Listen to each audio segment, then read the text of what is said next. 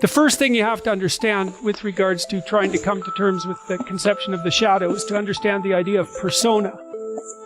And persona is the you that you present when you want people to accept and like you. Often like. Let's say that you go to a party and you're trying to impress the people that are there and you're trying to get them to like you.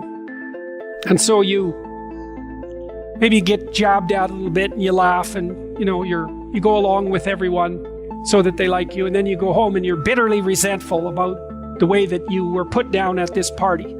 And that's going to make all sorts of aggressive, I wish I could have said, it's going to make all sorts of aggressive and vengeful thoughts sort of flash through your imagination.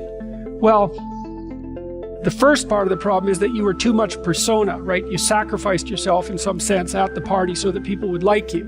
And in the second part, you're refusing to admit to the existence of those elements of you that would have actually protected you from doing that. So let's say you go home and you're all bitter and resentful and you have fantasies of revenge. I mean, that reveals to you the shadow part of you that's aggressive. And the thing is, you actually need that, because if you would have integrated that more successfully into your personality, when you went to the party, you wouldn't have had to let people put you down to get them to like you. Instead of having a face like this, which says, I'll take anything that's coming my way, you have a face and a stance that's more determined and assertive. And if you manifest that properly, people aren't going to mess with you to begin with. But you may have already adopted a morality that says, well, I have to be likable and I shouldn't do anything that causes any conflict and I shouldn't ever, hurt anybody's feelings. And so you're just to present yourself as a punching bag, and you think that makes you a good person, but it doesn't. There's no integration of the shadow in that situation. So you see that at the end of the movie, when I mentioned this, when Simba climbs up the rock to take control of it, all the female lionesses bare their teeth and he roars. It's like that aggressiveness is integrated into it.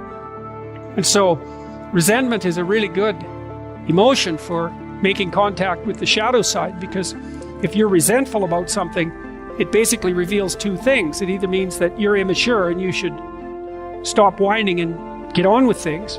Someone's asked, this often happens with adolescents who are asked, say, by their mother to clean up their room. They get all resentful about it. It's like, shut up and clean up your room. It's not that much to ask. So that can be a gateway into the observation of your own immaturity. Or it's possible that you're resentful because people really have been poking at you too much and taking cheap shots at you and oppressing you. But what that means is that you've got some things to say that you haven't been willing to say or don't know how to say, right? You can't stand up for yourself properly. And in order to do that, you have to grow some teeth and be willing to use them.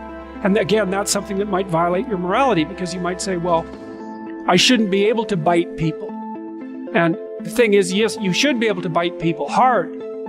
And if you're able to bite them, then generally you don't have to. But they need to know that you can, because otherwise, especially people who are badly socialized, they'll just keep encroaching on you and encroaching on you and encroaching on you and encroaching on you until you put up a wall. Like someone who's really well put together won't do that, because they're sophisticated. But if you run into people who only have boundaries because other people impose them on them and you won't do it, you're going to be the bullied one in the office, for example. You're not going to get a raise. People aren't going to credit you with your own work. Other people are going to take credit for it. And you're going to go home angry because you're doing your best and you're trying to get along with everyone and nothing ever goes your way. Well, it's because you're a pushover. And you think that's good because you confuse harmlessness with morality. It's bad. It's not right. Just because you can't do any damage doesn't mean you're moral. It just means you don't have the capability for mayhem. And that makes you a pushover. I mean, the Jungian stuff is very, very dark, It's very dark because his notion of what constitutes a moral human being is much different from the typical view. He really thinks you get that horrible side of yourself integrated so it's up there where you can use it. Because otherwise you're dangerous. You can't say no to people and you'll go along with the crowd. And then if the crowd does something particularly pathological, which it's liable to do, you won't be able to resist it. You won't have the strength of character.